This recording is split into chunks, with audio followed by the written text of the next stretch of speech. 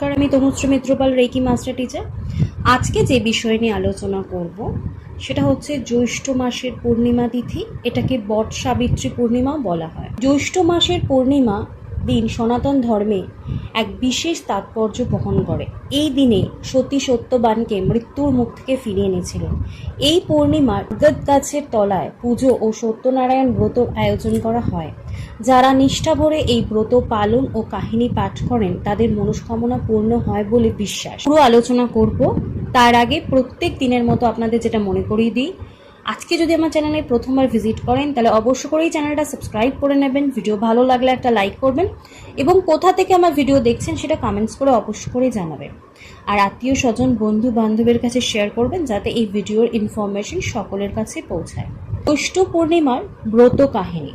সনাতন ধর্মে জ্যৈষ্ঠ পূর্ণিমার দিনটি অত্যন্ত গুরুত্বপূর্ণ বলে মনে করা হয়। প্রিয় বিশ্বাস অনুযায়ী এই দিনেই সতী সাবিত্রী তার স্বামী সত্যবানের প্রাণ ফিরিয়ে পেয়েছিলেন। যিনি এই দিনে নিষ্ঠ সহকারে ব্রত পালন ও পূর্ণিমার কাহিনী পাঠ করেন, ভগবান বিষ্ণু, দেবী লক্ষ্মী ও চন্দ্রদেব তার সমস্ত মনস্কামনা পূর্ণ করেন। জ্যৈষ্ঠ পূর্ণিমার ব্রতের মাহাত্ম্য। এক বছরে 12 থেকে 13টি পূর্ণিমা আসে, তবে জ্যৈষ্ঠ পূর্ণিমার একটি বিশেষ মাহাত্ম্য রয়েছে।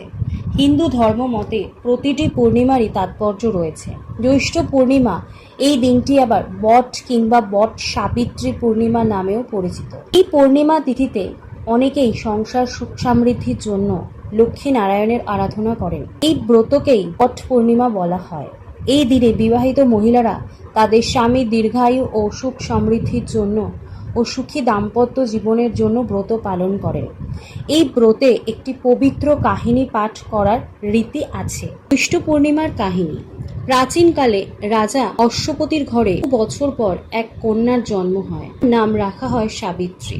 সাবিত্রী বড় হয়ে উঠলে রাজা তার জন্য একজন উপযুক্ত বর খুঁজতে থাকেন, কিন্তু তিনি কাউকেই যথাযোগ্য মনে করতে পারেন না। তখন নিজেই সাবিত্রী উপযুক্ত বর খুঁজতে বেরিয়ে পড়েন। একদিন তিনি সত্যবানকে দেখে মনের মধ্যে তাকেই স্বামী হিসেবে বেছে নেন। এই খবর জানতে পেরে নারদ সাবিত্রীকে সতর্ক করেন যে সত্যবানের আয়ু খুব কম, তাই অন্য কাউকে বেছে নিতে বলেন। কিন্তু সাবিত্রী কারো কথা শোনেন না ও সত্যবানের সঙ্গেই বিবাহ করেন। তারপর দুজনে সুখে সংসার করতে থাকেন। কিছুক্ষণ পর যমরাজ উপস্থিত হন এবং সত্যবানের আত্মা নিয়ে যেতে চান। সাবিত্রীও যমরাজের পেছন পেছন চলতে থাকেন। যমরাজ তাকে ফিরে যেতে বলেন, কিন্তু সাবিত্রী বলেন যেখানে তার স্বামী থাকবেন সেখানেও তিনিই থাকবেন। তাই এই সতীত্ব দেখে যমরাজ সন্তুষ্ট হন এবং তিনি তাকে 3টে বর দিতে বলেন। তিনি তাকে 3টি বর চাইতে বলেন। সাবিত্রী প্রথম বর হিসেবে তার শ্বশুর শাশুড়ির চোখের দৃষ্টি চান, দ্বিতীয় বর হিসেবে শ্বশুর শাশুড়ির হারানো রাজ্য ফেরত চান এবং তৃতীয় বর হিসেবে স্বামী সত্যবানের সন্তানদের মা হওয়ার বর চান। যমরাজ তার এই 3টে বর পূরণ করেন, কিন্তু সন্তান সম্ভব হওয়ার জন্য সত্যবানের জীবিত হওয়া প্রয়োজন। তাই অবশেষে যমরাজ সত্যবানের প্রাণ ফিরিয়ে দেন। বরদান পাওয়ার পর সাবিত্রী সেই বটগাছের নিচে ফিরে আসেন যেখানে সত্যবানের নিথর দেহ রাখা ছিল।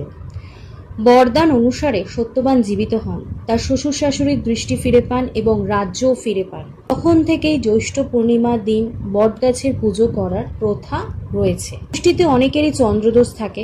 কথিত আছে চন্দ্রের অশুভ প্রভাব থেকে মুক্তির জন্য জ্যৈষ্ঠ পূর্ণিমা তিথিতে অনেকেই লক্ষ্মীনারায়ণের পূজা করেন। তার ফলে সংসারে শ্রীবৃদ্ধি হয়। উপবাস করে এই পূর্ণিমা তিথিতে পুজোপাঠ করলে স্বামী দীর্ঘায়ু হন। আবার কারো কারো মতে ধনবৃদ্ধি ও দীর্ঘায়ু হন। আবার কারো কারো মতে ধনবৃদ্ধিও হয়। তাই এই দিন অনেকেই পুজোপাঠ করেন। তবে এই দিন পুজোপাঠ করার বেশ কিছু নিয়ম রয়েছে।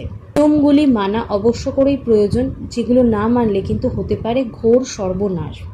অবশ্য করেই নিয়মগুলো শুনুন। জ্যৈষ্ঠ পূর্ণিমা তিথিতে সকাল সকাল ঘুম থেকে উঠুন, ঘরদোর পরিষ্কার করুন, শুদ্ধ বস্ত্র পরে নিন। তার ওপর নেতিবাচক প্রভাব যাতে না পড়ে এবং এই নেতিবাচক প্রভাবকে দূরে রাখার জন্য ভুলেও কালো পোশাক পরবেন না।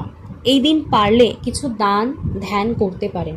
শিশুদের ফল মিষ্টি পোশাক দিতে পারেন। কালো কোনো সামগ্রী দান করবেন না, তাতে রাহুর যে নেগেটিভ এফেক্ট সেটা আপনার ওপর পড়তে পারে, তার ফলে ক্ষতি হতে পারে আপনার। জ্যৈষ্ঠ পূর্ণিমা তিথিতে সন্ধেবেলা ঘর কখনো খালি রাখবেন না, বাড়িতে অবশ্য করেই কেউ না কেউ থাকবেন।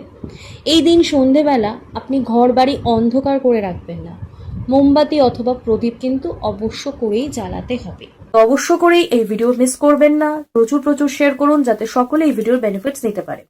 তো আজকে আমি আলোচনা এখানেই শেষ করলাম। সকলে সুস্থ থাকবেন, ভালো থাকবেন, নমস্কার।